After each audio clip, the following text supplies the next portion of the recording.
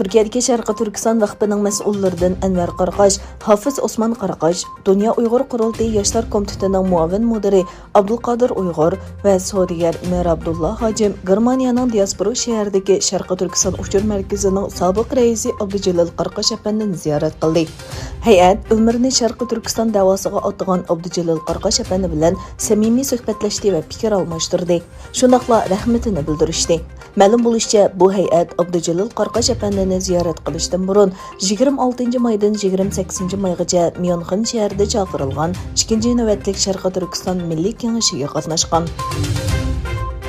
Xalqarалық mustaqil tadqiqot organlaridan Brookings instituti va Demokratiyani qo'g'dash ittifoqi birlikda tayyorlagan yangi dokladni e'lon qilib, Xitoyning Google va Microsoft shirkatining izlash motorlari orqali Sharqiy Turkiston va Xitoy virusiga aloqador soxta dokladda ko'rsatilishicha, tadqiqotchilar Microsoft shirkatiga tava bo'lgan Bing izlash motori, Bing xabarlari va Google shirkatiga tava bo'lgan Google izlash motori, Google xabarlari va YouTube qatorliq 5 manbadan Xinjiang, Uyg'ur, Adriansiz, koronavirusi qatorliq Sharqiy Turkiston va Xitoy virusiga aloqador 12 halqaliq so'zning 120 kunlik izlash natijasini to'plagan va kishi Isroiliya Yerusalim pochtasi gazetining xabariga qaraganda, mazkur gazet oldingi kuni Tayvanning tashqi ishlar ministri Joseph Wuni ziyorat qilgandan keyin gazet Xitoyning Tel Avivdagi bosh elchixonasining telefonini topshirib olgan.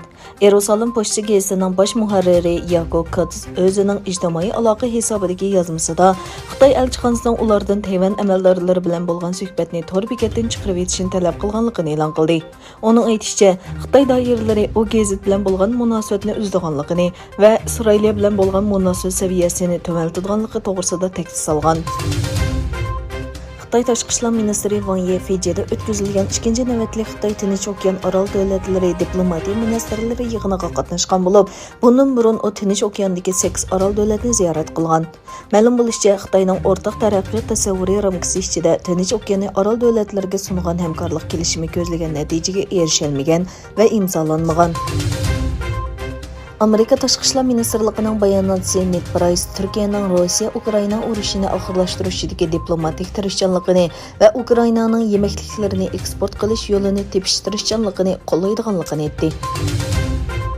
Xabar qilinishicha, Xitoy prezidenti Xi Jinping Arab Birlashma Xalifaligining yangidan saylangan prezidenti Zayd al-Nahyan bilan telefonlashgan.